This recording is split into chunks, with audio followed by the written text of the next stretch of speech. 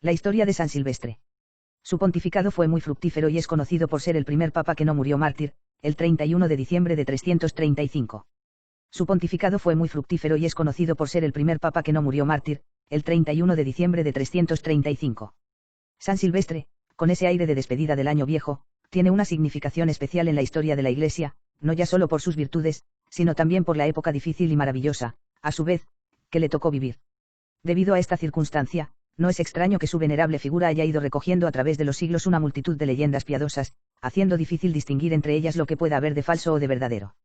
De San Silvestre nos hablan, casi por encima, los primeros historiadores cristianos, Eusebio de Cesarea, Sócrates y Sozomeno. Más noticias encontramos en la relación de los papas que trae el catálogo liberiano y, sobre todo, en la multitud de detalles con que adorna su vida el famoso pontifical romano.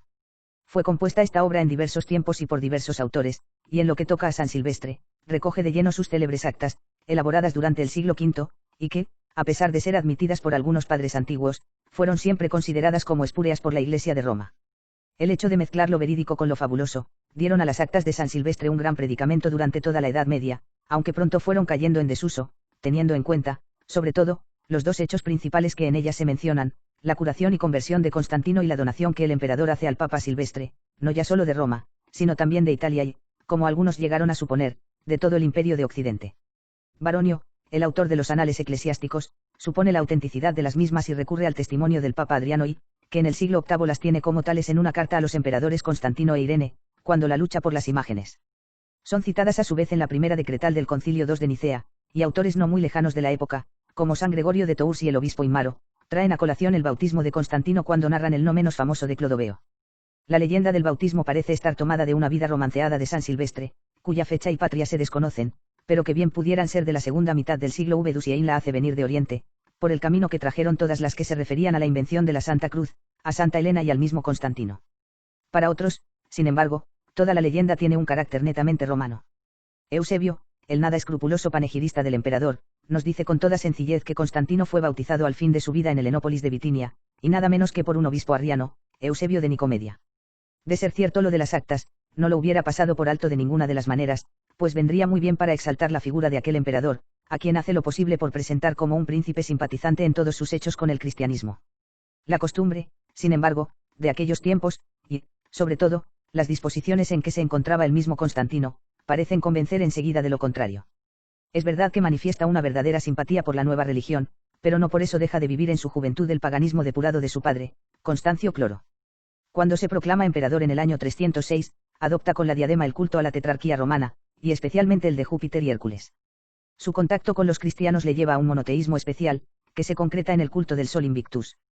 Más tarde, cuando vence a su rival Magencio en el 312, Constantino aparece identificado del todo con el cristianismo, pero este es supersticioso y con gran reminiscencia pagana.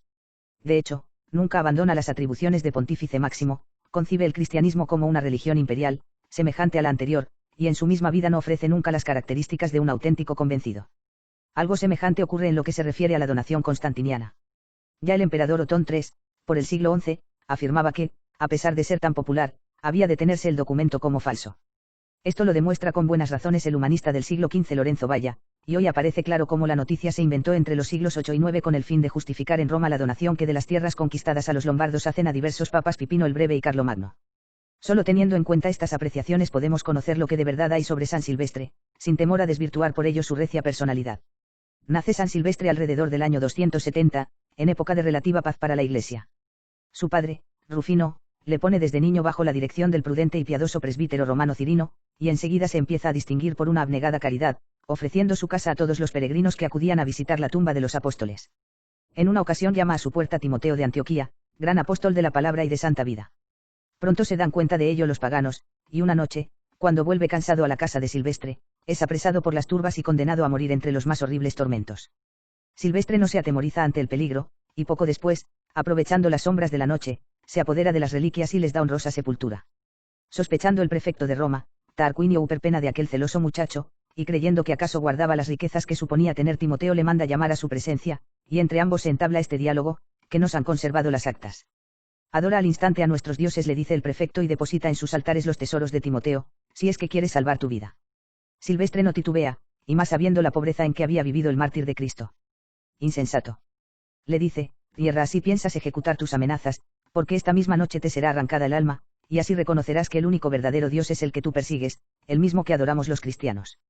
Tarquinio se enfurece y manda encerrar al joven, pero en la misma noche una espina que se le atraviesa en la garganta pone fin a su vida, y con ello Silvestre es puesto en libertad. Sea lo que fuere del hecho, la verdad es que Silvestre era apreciado en la Roma de entonces por su humildad y apostolado, y muy pronto, a los 30 años, es ordenado sacerdote por el Papa San Marcelino. Horas difíciles eran aquellas para la Iglesia. Desde el año 286, el emperador Diocleciano había asociado al imperio al nada escrupuloso Maximiano Herculeo, y poco más tarde ambos Augustus adoptan como seísars a Constancio Cloro para las Galias y Bretaña y al cruel Galerio para el Oriente. A qué obedeció la nueva postura de Diocleciano, se desconoce en parte, pero pronto se iba a organizar en su reinado una terrible persecución, que llevaba el intento de deshacer desde sus cimientos toda la Iglesia. Por otra parte, no faltaban disensiones entre los mismos fieles, y sobre todo se hacía más acuciante el peligro de una nueva secta, el donatismo, que iba teniendo grandes prosélitos entre los cristianos de África. Silvestre toma parte por la ortodoxia, creándose pronto enemigos, pero esto no impide para que la Iglesia de Roma tenga puestos sus ojos en aquel varón de Dios, puro, de piedad ferviente, mortificado y humilde, como le retratan las actas, y a quien había de designar para suceder al Papa San Melquiades en la silla de San Pedro. San Silvestre es elegido Papa el 31 de enero del año 314, siendo cónsules Constantino y Volusiano y en el año 9 del imperio de Constantino. Largo va a ser su pontificado 23 años, 10 meses y 11 días y lleno de grandes acontecimientos. Un año antes, en febrero del 313, había sido decretada la libertad de la Iglesia por el Edicto de Milán, y desde entonces cuenta con el apoyo decidido del emperador y con la simpatía de los numerosos prosélitos que se presentan cada día. El paganismo, sin embargo, no podía acomodarse al nuevo sesgo que tomaban las cosas. Y de ser cierto lo del bautismo de Constantino que nos cuentan las actas, habríamos de encajarlo precisamente en estos primeros años del nuevo papa. Parece ser que, en una de las ausencias del emperador, los magistrados de Roma se aprovecharon para iniciar de nuevo la persecución. Silvestre mismo tiene que salir de la ciudad, y se refugia con sus sacerdotes en el monte Soracte o Siraptim, llamado después de San Silvestre, y que dista unas 7 leguas de Roma. Cuando vuelve Constantino, se encuentra de manos con una tragedia dentro de su misma familia, pues nada menos que a Crispo, su hijo y heredero, se le acusaba de haber cometido adulterio con su segunda mujer, Fausta. Llevado de la cólera, el emperador manda darle muerte, pero es castigado de improviso con una repugnante lepra, que le cubre todo el cuerpo. Enseguida acuden a palacio los médicos más renombrados, que se ven impotentes en procurarle remedio, y como última solución, y para aplacar la ira de los dioses, le proponen bañe su cuerpo en la sangre todavía caliente de una multitud de niños sacrificados con este fin. Cuando se van a hacer los preparativos y ya el cortejo imperial iba a subir las gradas del Capitolio, Constantino se conmueve ante los gemidos de las madres de los inocentes, que piden misericordia, y ordena se retire inmediatamente el sacrificio. Aquella misma noche se le aparecen en sueños 2 venerables ancianos, Pedro y Pablo, que le recomiendan busque al obispo Silvestre, que está escondido, el cual les mostrará el verdadero baño de salvación que le curaría. A la mañana siguiente aparece por las calles de Roma, y conducido con toda pompa por la guardia pretoriana, Silvestre, el perseguido. El encuentro con el emperador es benévolo. Entablan un diálogo de pura formación cristiana, y al fin el pontífice le increpa con toda solemnidad: si así es, oh príncipe, humillaos en la ceniza y en las lágrimas, y durante 8 días deponed la corona imperial, y en el retiro de vuestro palacio confesad vuestros pecados, mandad que cesen los sacrificios de los ídolos, divad la libertad a los cristianos que gimen en los calabozos y en las minas, repartid abundantes limosnas, y veréis cumplidos vuestros deseos. Constantino lo promete todo, se fija el día para el bautismo, y, llegados por fin ante el baptisterio de San Juan de Letrán, se despoja el emperador de todas sus vestiduras, entra en la piscina, es bautizado por San Silvestre, y cuando Seil, ante la expectación de todos, aparece completamente curado. De ahora en adelante, dicen las actas, Constantino será el gran favorecedor de los cristianos, y, no contento con eso, va a dejar al Papa su sede de Roma, retirándose con toda su corte a Constantinopla. Toda esta historia nos indica, al menos, la gran preponderancia que iba tomando la Iglesia frente al Estado. De ello se ha de aprovechar San Silvestre para reconstruir iglesias devastadas y enmendar las corrompidas costumbres. Entre las nuevas leyes que bajo la égida del pontífice iba a dar el emperador, sobresalen, la validez de la emancipación de esclavos realizada ante la Iglesia, el descanso dominical, contra los sodomitas, la educación de los hijos, revocación del destierro a que estaban condenados los cristianos, restitución de sus bienes, revocación de las leyes Julia y Popea contra el celibato, reconociendo de este modo la posibilidad de un celibato santo dentro del cristianismo, varios decretos asegurando el foro judicial de los clérigos, prohibición de los agoreros, de los juegos en que iban mezclada la inmoralidad y el engaño, etc., etc. Roma iba, de este modo, muriendo a su tradición pagana, para renacer poco a poco a la nueva Roma cristiana. La gran labor pastoral en que se ve encuadrado el pontificado de San Silvestre ofrece unas facetas características, primicias todas ellas de la Iglesia, que se abre a nuevos horizontes, libre ya de trabas y de postergaciones. Es su tiempo, la era de los grandes concilios, donde se fijan en detalle los cánones de la fe, el culto divino adquiere una grandeza insospechada, se establece una disciplina eclesiástica cuna de nuestro derecho, y se extiende cada vez más la supremacía de la Iglesia de Roma.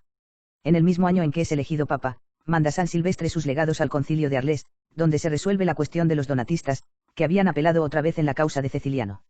Este concilio, juntamente con el primero ecuménico de Nicea, a 325, son los dos puntales del esfuerzo dogmático de tiempos de San Silvestre. Mucho se ha discutido sobre la participación que en ellos tuvo el pontífice de Roma, ya que tanto uno como otro fueron convocados a instancias del emperador Constantino, pero, a través de lo que en ellos se determina, no ofrece duda la presencia moral del Papa en las decisiones consulares. En Nicea, junto al presidente del concilio, Osio de Córdoba, se sientan los legados pontificios Vito y Vicente, y, de ser cierto el documento que recoge el Liber Pontificalis, todos los obispos, al final de la asamblea, escriben una carta a Silvestre, donde le dan cuenta de las decisiones adoptadas. Más claro y conmovedor es el testimonio de los padres del concilio de Arles. En esta asamblea, como en todas las que celebra Constantino, se ve, es cierto, una sumisión del episcopado al poder civil, pero al mismo tiempo un afecto y una gran sumisión al Papa. Es este el que ha de dar su última palabra sobre los donatistas, quien ha de comunicar a las iglesias lo establecido en el concilio, y el que, en fin, ha de hacer poner en práctica sus acuerdos, sobre todo el que se refiere a la celebración de la Pascua. Dicen así en la segunda carta que le envían, al amadísimo Papa Silvestre, Marino, Agnecio. Unidos en el común vínculo de caridad y de unidad de la Madre Iglesia Católica y reunidos en la ciudad de Arles por la voluntad del Piísimo Emperador, te saludamos a ti, gloriosísimo Papa, con toda nuestra reverencia. Y añaden, ojalá, hermano dilectísimo, hubierais estado presente a este gran espectáculo, pues creemos que contra ellos, los donatistas, se hubiera dado una sentencia más severa, y de ese modo, uniéndote tú mismo a nuestro juicio, nuestra asamblea hubiera exultado con mayor alegría. Pero, como no pudiste separarte de aquellas tierras en las cuales se asientan también los apóstoles, y cuya sangre testifica sin intermisión la gloria de Dios, por eso te mandamos.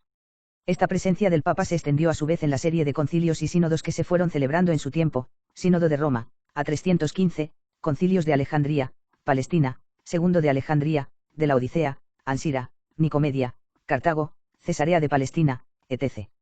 En todos ellos y en otros decretos del mismo Papa se fue creando una liturgia nueva, que, unida a los cánones disciplinares, sirvieron de base a la reorganización interior de la Iglesia. ¿Acaso se pueda rechazar como inventada posteriormente la famosa Constitución de San Silvestre, donde se encuentran una serie de prescripciones sobre los clérigos, pero no podemos dar de lado otras muchas, que sin duda se debieron al celo pastoral de nuestro santo? Citemos algunas. Solamente el obispo puede preparar el santo crisma y servirse de él para confirmar a los bautizados. Los diáconos usen dalmática y manipulo en el servicio del altar. Queda prohibido el uso de la seda o paño de color para el santo sacrificio de la misa. Deben emplearse telas de lino, o sea corporales, que representen la síndone en que fue envuelto el cuerpo de Cristo. Ningún laico tenga la osadía de presentarse como acusador contra un clérigo. Ningún clérigo puede ser citado ante un tribunal laico para ser juzgado. Los días de semana, menos el sábado y el domingo, se llaman ferias. En cuanto a la recepción de las órdenes sagradas, determina el tiempo que ha de transcurrir entre una y otra, 20 años para el lectorado, 30 días para el exorcistado, 5 años para el acolitado, otros 5 para el subdiaconado, 10 para el de custodio de los mártires, 7 para el diaconado y 3, por fin, para el sacerdocio. Normas precisas da también respecto a la vida de los clérigos. Deben ser castos y han de procurar el grado sin ambición y sin ansia de lucro, y solamente pueden ser nombrados aquellos que sean elegidos en unanimidad por el pueblo y la clerecía. Los presbíteros han de tener una reputación bien probada, de modo que, aun los que están fuera de la Iglesia, puedan dar fiel testimonio de ellos. Otras prescripciones abundan, VGR, sobre el ayuno, los réditos de la Iglesia, que han de dividirse en 4 apartados, el culto divino, etc.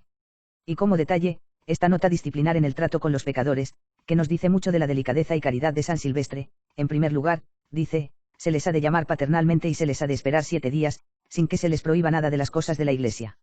A este compás de espera se le deben añadir otros 7 días, vedándoseles ya todo acceso a los divinos oficios. Siguen otros 2 días, en los cuales, si no se arrepintieran, se les separa de la paz y comunión de la Santa Iglesia. Otros 2 días más, y, por fin, añadiendo todavía uno, y viendo que ya su caso es desesperado, se le debe condenar con el anatema. En cuanto se refiere al culto divino, nunca conoció Roma, podemos decir, fuera del tiempo del Renacimiento, otra época de tanto esplendor y grandeza. El pontifical romano nombra en primer lugar una iglesia del título de Equitio, que mandó construir San Silvestre junto a las termas de Trajano, hoy llamada de los santos Silvestre y Martín, y que fue como su primera sede y el sitio donde hacía las ordenaciones. 6 veces ordenó en el mes de diciembre, y de aquí salieron 40 presbíteros, 26 diáconos y 65 obispos, que se fueron repartiendo por diversas tierras. Enseguida empiezan las famosas fundaciones constantinianas de San Juan de Letrán, en el Monte Cello, y Naidibus Laterani, de San Pedro, en el Vaticano, San Pablo, en la Vía Ostiense, y Santa Cruz de Jerusalén, situada en el atrio sesoriano, muy cerca del templo de Venus y Cupido, como réplica, dice Baronio, a la estatua de Venus que mandó poner Adriano en la cumbre del Calvario. En la misma Roma se levantan a su vez la Basílica de Santa Inés, a instancias de la hija de Constantino, la de San Lorenzo, en el Campo Verano, la de San Pedro y Marcelino, en la Vía Lavicana, y otras más en otras ciudades de Italia, como Ostia, Capua y Nápoles. El Papa San Dámaso, cuando termina de dar sus noticias sobre San Silvestre, acaba con esta sencilla frase: Qui catholicus et confessor archievit. Católico, porque supo mantener la luz de su fe en un tiempo de fuertes herejías. Ecuménico, porque lleva su acción de Arles a Nicea, de Cartago a Viena del Delfinado. Y, a la vez, confesor, es decir, santo, tomando la palabra en el sentido que se le daba entonces. Y esta gran confesión o santidad la supo llevar, sobre todo, con una caridad y mansedumbre que fue puesta a prueba muchas veces por aquel que se decía favorecedor del cristianismo. Es sabido cómo a Constantino le aquejaba el prurito de quererse inmiscuir en todos los problemas interiores y exteriores de la Iglesia. Por su mandato se reúnen los obispos en Arles, convoca el concilio de Nicea, reúne sínodos, lleva a su tribunal la causa de los donatistas e interviene con toda su autoridad en la condena de los arrianos.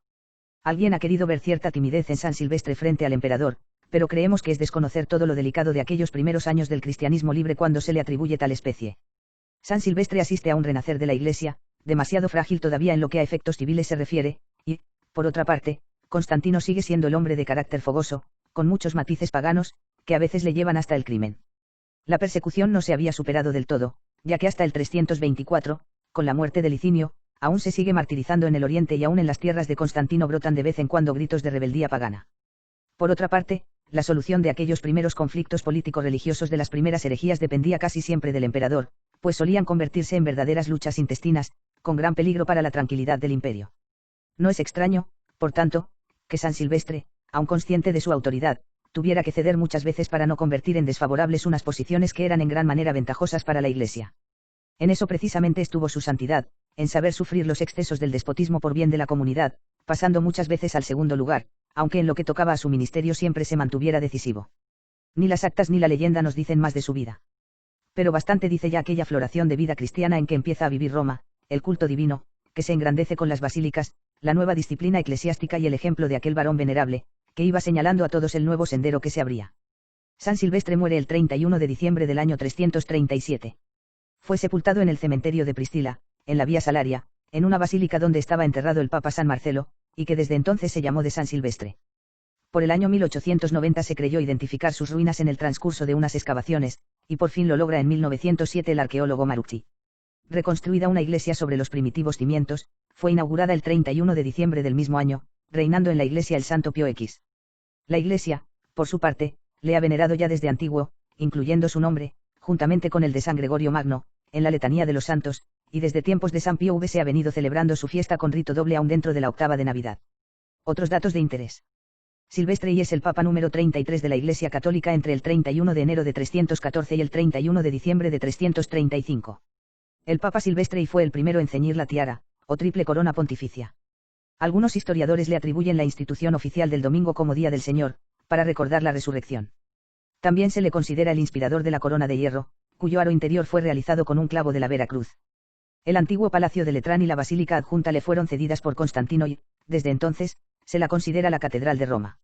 Es conocido por ser el primer papa que no murió mártir, el 31 de diciembre de 335. Su cuerpo fue enterrado en la Vía Salaria, en el cementerio de Priscila, a unos 4 kilómetros de Roma, donde más tarde se levantó una iglesia a él consagrada.